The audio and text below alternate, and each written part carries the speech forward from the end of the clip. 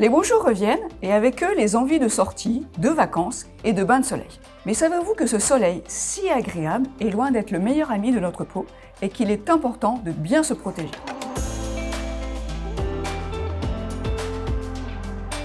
Bonjour et bienvenue dans une nouvelle vidéo Bien dans ma peau.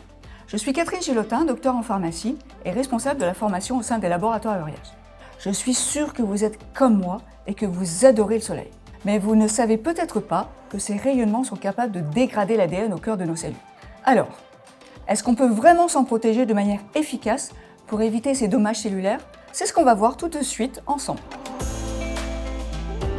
Le soleil, on en a tous besoin. Il est bon pour le moral et indispensable pour la synthèse de vitamine D. Mais ce soleil peut être dangereux pour notre santé et en particulier pour notre peau. Il est responsable de coups de soleil, d'allergies comme les lucites, du vieillissement de la peau, vous savez, les rides, les taches, et surtout, il est responsable de certains cancers. 80% des cancers cutanés pourraient être évités en se protégeant du soleil. Alors bien sûr, il existe des gestes préventifs indispensables, comme éviter l'exposition au soleil aux heures chaudes de la journée, porter des lunettes de soleil, un t-shirt et un chapeau à bord large, et surtout appliquer régulièrement de la crème solaire. En pratique, il faut donc s'exposer de façon raisonnable et ne pas oublier que même à l'ombre, on peut attraper un coup de soleil par réflexion des UV. C'est l'ensemble de nos défenses contre les UV, c'est-à-dire la capacité de la peau à se protéger et à réparer les dommages dus au soleil. Nous disposons tous au début de notre vie d'un capital soleil qui s'amenuise au fil des expositions.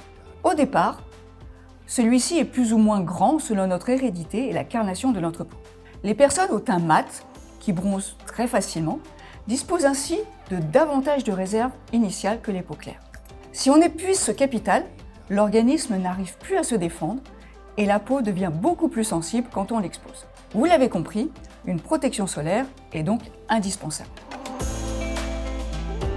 Bien sûr, la meilleure protection, c'est de ne pas aller au soleil. Mais vous comme moi, on a envie de profiter des beaux jours. Alors, que faire? Pour se protéger, on va utiliser des produits solaires qui contiennent des filtres photoprotecteurs de deux types, soit des filtres minéraux, soit des filtres organiques. Les filtres minéraux vont essentiellement réfléchir la lumière. Ce sont généralement de grosses molécules qui vont donner des textures plus épaisses, plus difficiles à étaler, mais d'une parfaite tolérance. Ce sont des filtres qui vont être recommandés pour les bébés ou les peaux intolérantes. Au contraire, les filtres organiques sont de petites molécules qui absorbent les rayons UVA et UVB. Les textures vont être transparentes à l'application, beaucoup plus fluides. Ce sont les plus courants car c'est très agréable à utiliser. Chaque filtre solaire assure une protection qui lui est propre, c'est pourquoi les crèmes solaires sont le plus souvent composées d'une association de filtres pour garantir la protection la plus large. Sur les emballages, vous verrez toujours mentionner le SPF. Ça veut dire Sun Protection Factor. C'est l'indice de protection qui définit un niveau de protection. Les indices vont de 6 pour une protection faible à 50+ pour une protection très haute. Pour bien se protéger, la première règle est de choisir un produit adapté à son phototype, c'est-à-dire à sa couleur de peau. Il faut également prendre en compte les conditions d'exposition, comme la puissance du rayonnement solaire. C'est-à-dire que plus le phototype est clair ou que le rayonnement est intense, plus il faudra choisir un produit avec un SPF élevé. Il est recommandé de privilégier une protection solaire haute, SPF 30, ou très haute, SPF 50+, même avec un phototype foncé. Pour le visage, il est possible de choisir une crème solaire en fonction de son type de peau. Par exemple, pour une peau à tendance acnéique ou grasse, il vaut mieux opter pour une crème légère, un fluide matifiant et traitant. Pour une personne qui a des taches, on choisira une crème solaire anti-taches qui permettra de protéger efficacement les taches existantes des rayons du soleil et d'empêcher surtout l'apparition de nouvelles taches brunes. Pour les peaux sèches, préférez des formules hydratantes en choisissant une crème spécifique conçue pour le visage, plus nourrissante, plus adaptée à la peau fine du visage. Il existe également des sticks spécifiques pour les lèvres. Pour le corps, on peut opter pour des textures plus fluides, comme un spray, un lait, une huile ou une brûle. Pour protéger une cicatrice du soleil, une forme stick avec un très haut indice de protection sera privilégiée. Pour les sportifs, il existe même des formats nomades, pratiques à transporter dans la poche, afin d'être protégés en toutes circonstances. Pour les enfants, les femmes enceintes, les peaux réactifs, il faut privilégier une protection solaire SPF 50+, avec des filtres minéraux qui induisent moins de réactions allergiques sur des terrains sensibles que les filtres organiques. Les bébés et jeunes enfants ne doivent pas être exposés aux rayons du soleil et doivent être protégés efficacement lors d'expositions indirectes. Une fois que vous avez choisi votre produit, il faut l'appliquer correctement, c'est-à-dire sur l'ensemble du corps et en quantité suffisante. Alors avant de profiter du soleil, appliquez bien le produit de manière uniforme sur toutes les surfaces découvertes ou exposées, sans oublier les mains, les oreilles, les tempes et le dessus des pieds.